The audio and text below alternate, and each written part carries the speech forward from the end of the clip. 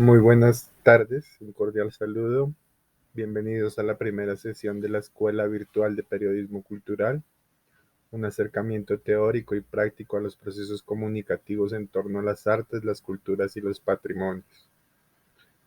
Este es un proyecto patrocinado por el Ministerio de Cultura de la República de Colombia y su convocatoria comparte lo que somos 2021.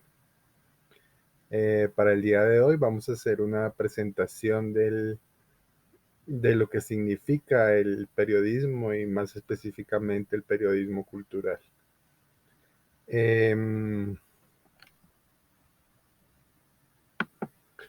Empezamos con una definición de lo que es el periodismo.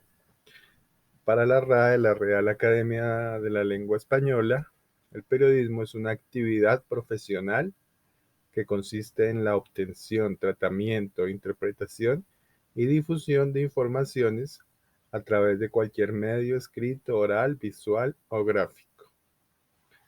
En cuanto al carácter del periodismo, hay muchas discusiones. Para algunos se trata de una profesión porque pues uno va a una academia, va a una universidad y adquiere el título de periodista, ¿no? Para otros es un oficio que se aprende más que en una academia, se aprende en la práctica, ¿no? Se aprende ejerciéndolo en los medios y ahí estaría el aprendizaje, ¿no? Eh, Incluso para otros es una ciencia, ¿no? Y han surgido últimamente las ciencias de la comunicación, una ciencia con sus lenguajes, con sus conceptos, con sus metodologías. Pero yo quiero insistir en el periodismo y en el periodismo específicamente como derecho.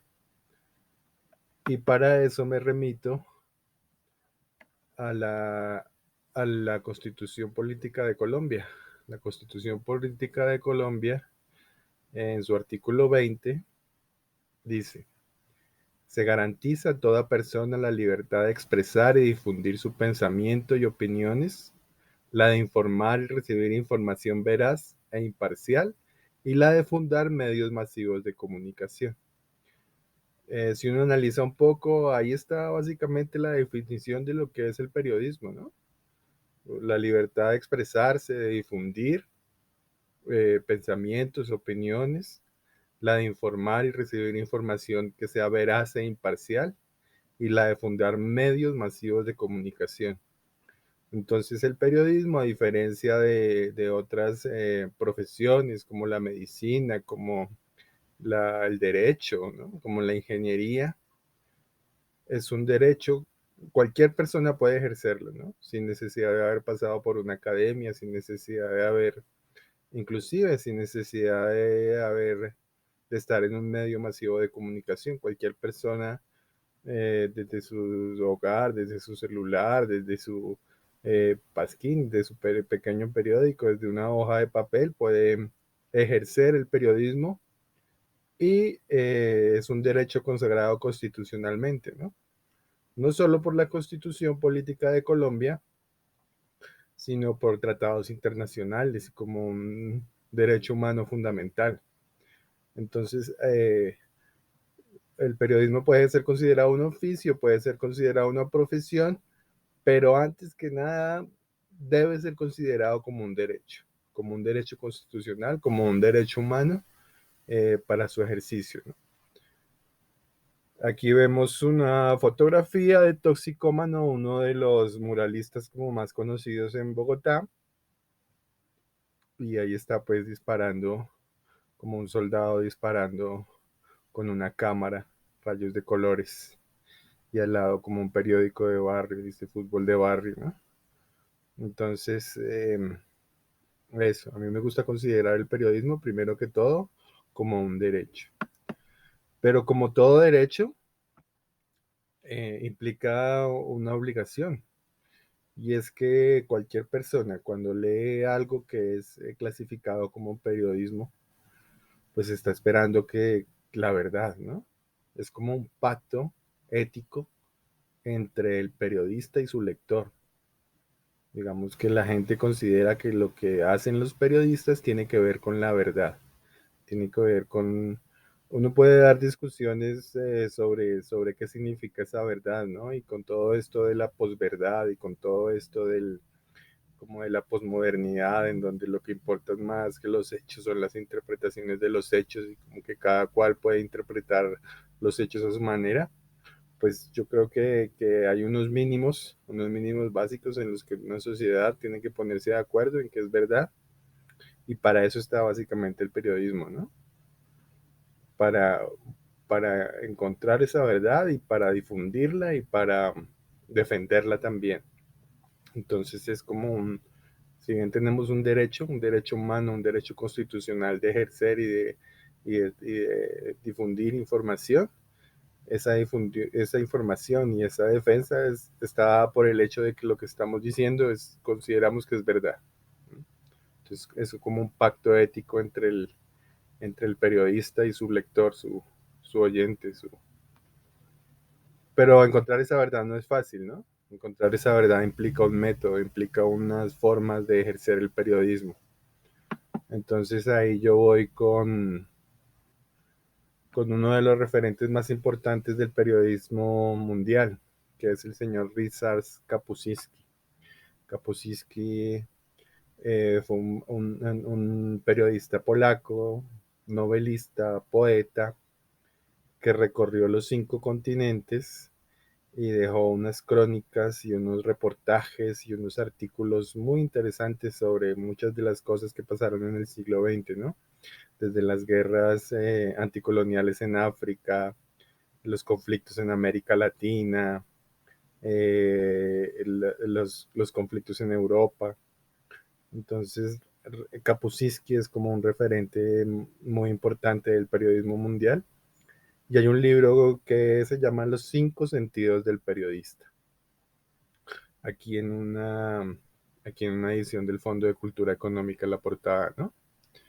Entonces él dice, el periodista necesita 5 sentidos para encontrar esa verdad que quiere difundir, ¿no? Y él habla de que el primer sentido del periodista es estar en el lugar de la noticia, ¿no? La presencia física.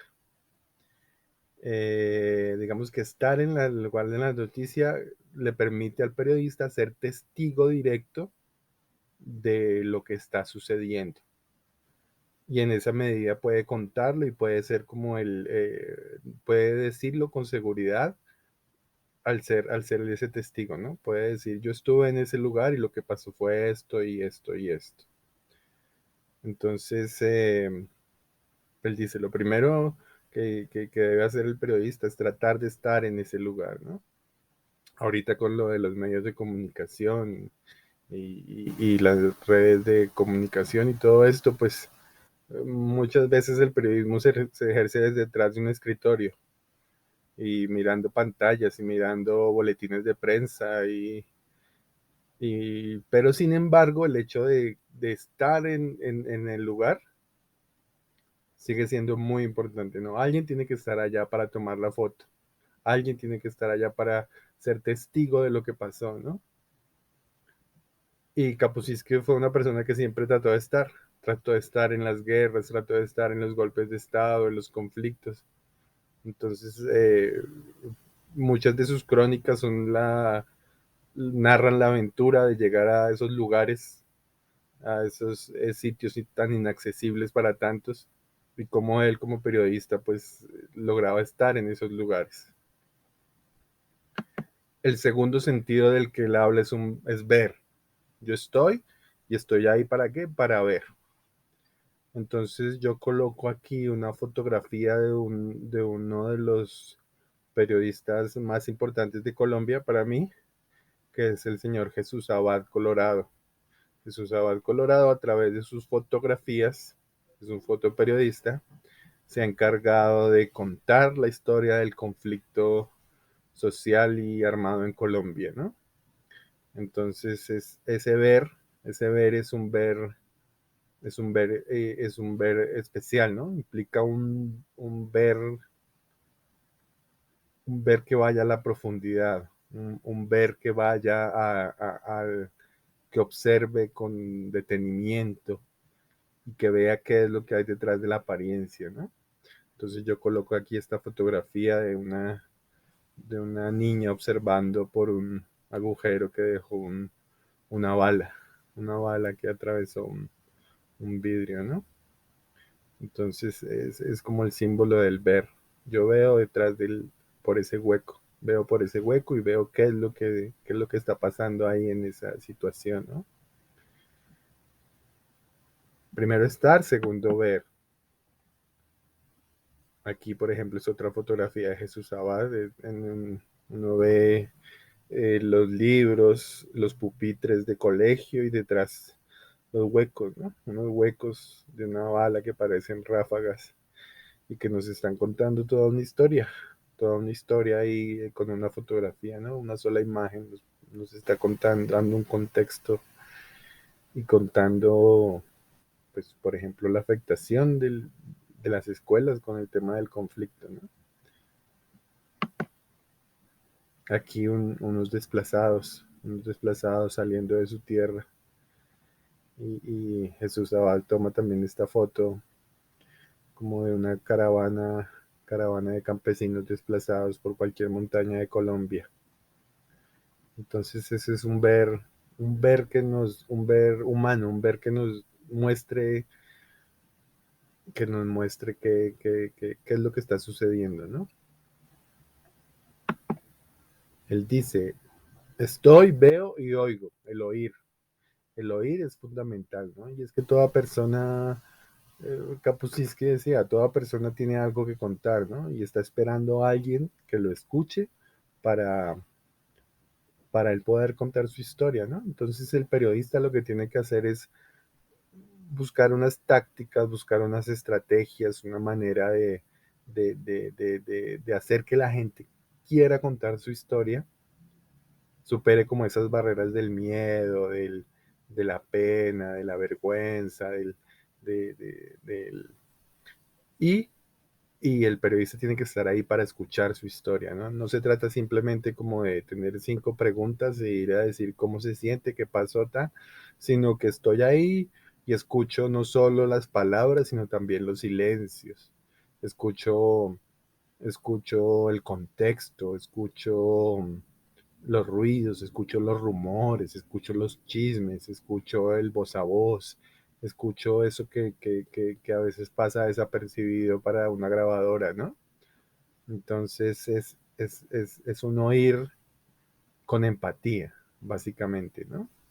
Al escuchar, trato de colocarme en el lugar del otro y de ponerme en los zapatos del otro y tratar de entender cómo es la noticia a partir de lo que el otro me está contando, ¿no? No mis ideas preconcebidas, sino cómo escucho al otro sinceramente, ¿no? Entonces él dice, hay que estar, hay que ver, hay que oír a la gente, ¿sí? Y hay que compartir. Esta es una fotografía de Jesús Abad en uno de sus trabajos periodísticos. Él básicamente compartía con las comunidades a las que iba a fotografiar, a las que iba a reporterear, ¿sí? No se trata de un periodista que va, se queda 5 o 10 minutos, toma la fotografía, hace una entrevista y se va, sino de que si yo estoy aquí y estoy narrando un drama humano, si estoy narrando algo que tiene que ver con la gente, con las personas, con sus conflictos, con sus dramas, con sus luchas, pues como periodista tengo que compartir, ¿no? Entonces él dice, compartir con la gente, Kapuscinski, ¿no? Compartir con la gente, estar ahí, ver lo que pasa, escuchar a la gente, escuchar las historias y compartir con esas personas, con esos seres humanos para generar esa empatía, ¿no? Sin empatía no hay periodismo. Si no soy capaz de colocarme en el lugar del otro y entender su historia desde el lugar en la que me la está contando, no voy a poder compartir eso que es importante en la historia, ¿no? Y el último de los sentidos, él dice, es pensar. Entonces él dice, yo voy, estoy en el lugar, veo, tomo fotografías, escucho, comparto con la gente y después me doy un tiempo para pensar en todo eso que está pasando, ¿no? A veces como que el afán del periodismo y de la chiva y de la noticia y de decirlo ya, porque si no se pasa la noticia, hace que el periodista no se dé el tiempo de pensar, de analizar, de mirar contextos, ¿no? De establecer relaciones. Entonces Kapuscinski dice, no, el periodista tiene que tomarse su tiempo y con sus cinco sentidos eh, darse el tiempo también como de reflexionar acerca de eso que estoy viendo, que estoy narrando, que estoy oyendo. Y precisamente para eso, para darle un contexto, para entender el porqué de las cosas, para entender hacia dónde me dirige esto, por qué está pasando lo que está pasando, ¿no? Entonces, básicamente esa es la pregunta, ¿por qué? ¿Por qué pasa eso? ¿No? Por qué está sucediendo eso? Entonces, esos son los cinco sentidos de los que habla Kapuscinski en su relato de los cinco sentidos del periodista, ¿no?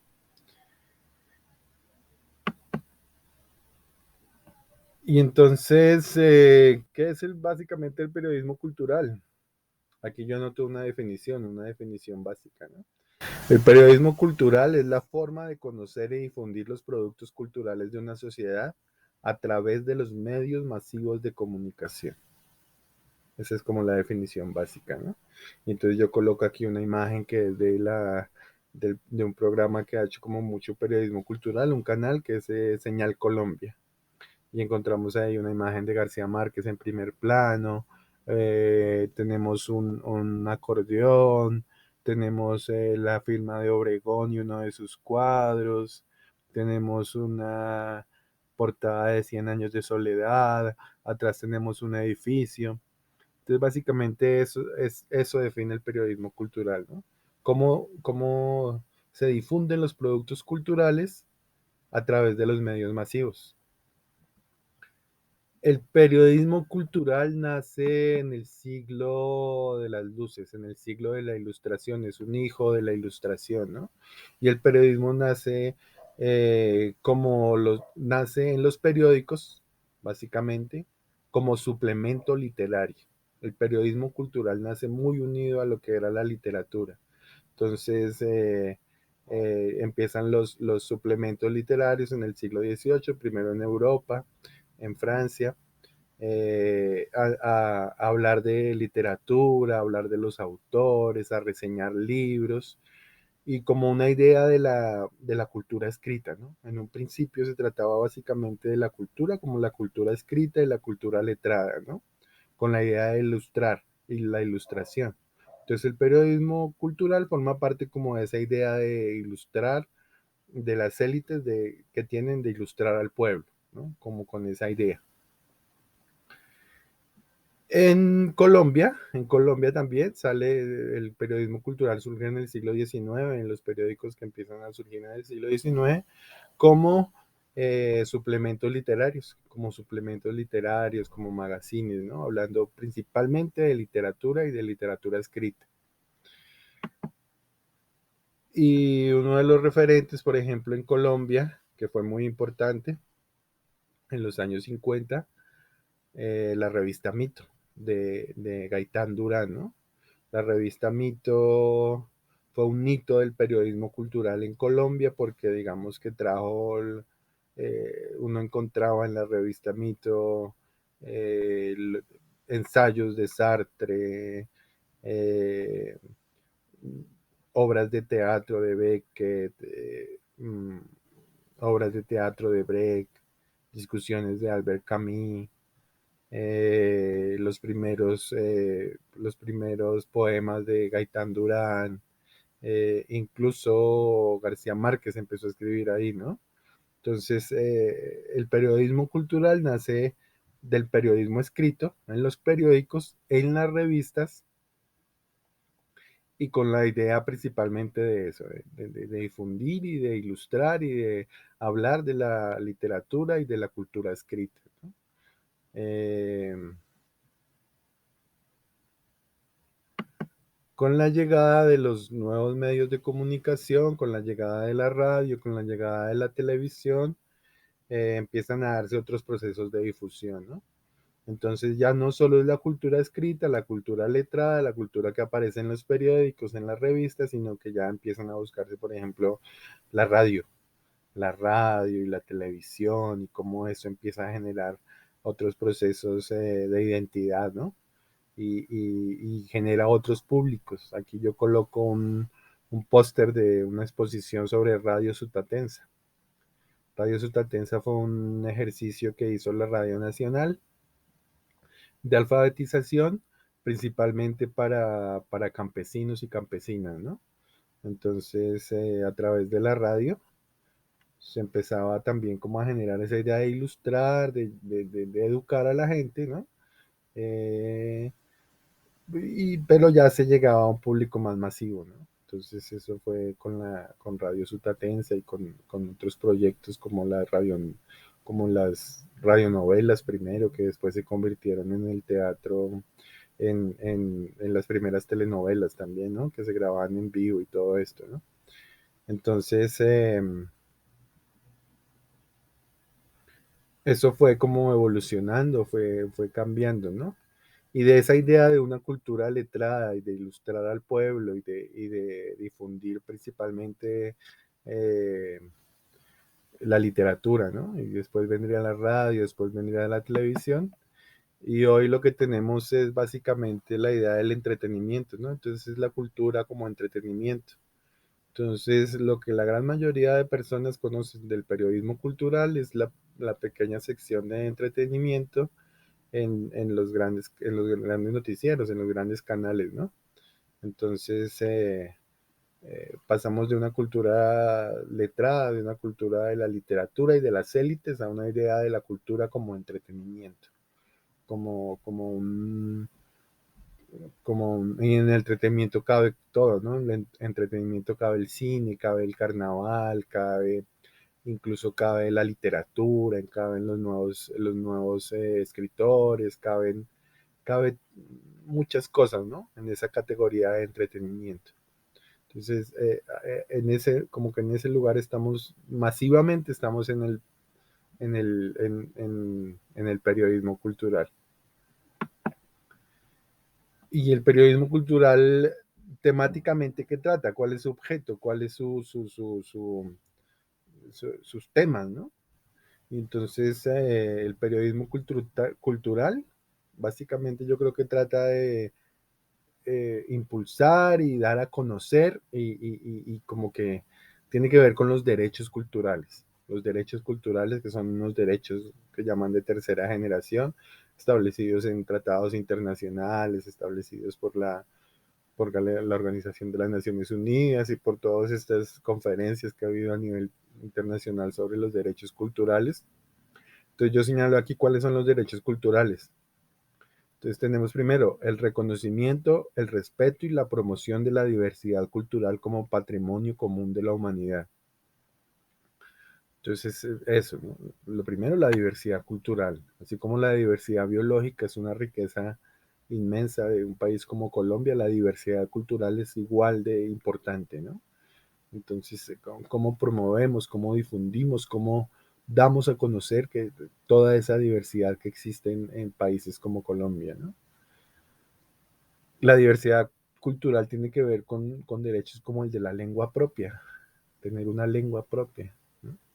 Que tiene que ver no solo, por ejemplo, con las lenguas indígenas que tenemos en un país como Colombia, sino también con los sociolectos, con los dialectos, con las jergas, con las maneras de hablar, con las palabras, con todo eso que la gente se está inventando permanentemente, ¿no?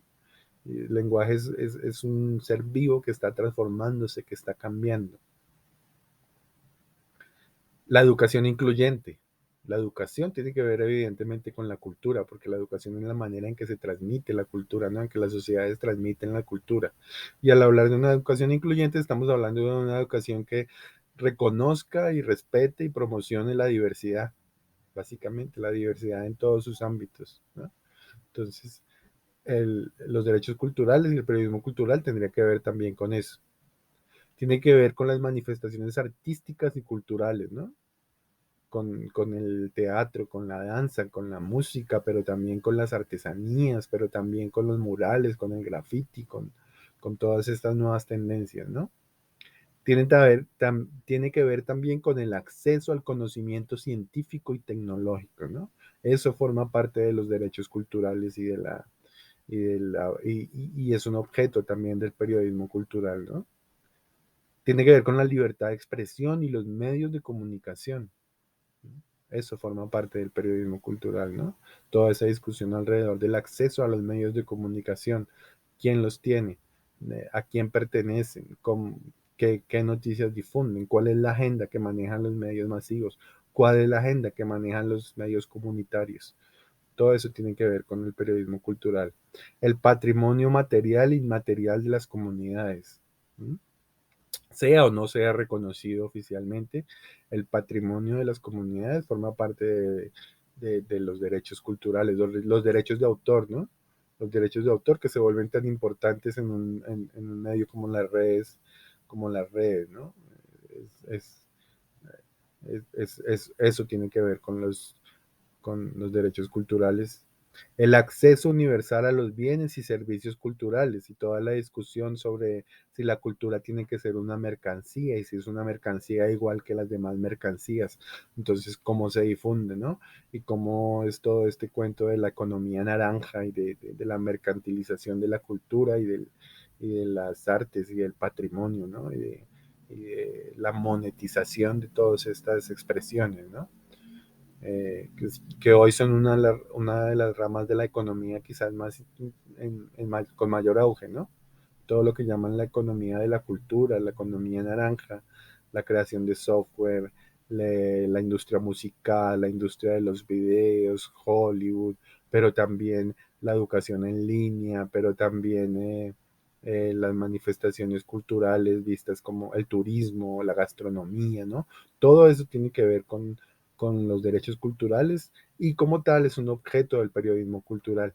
Y las políticas culturales, es decir, la manera en que la gente, en la manera en que los estados garantizan el ejercicio de los derechos a sus ciudadanos, ¿no?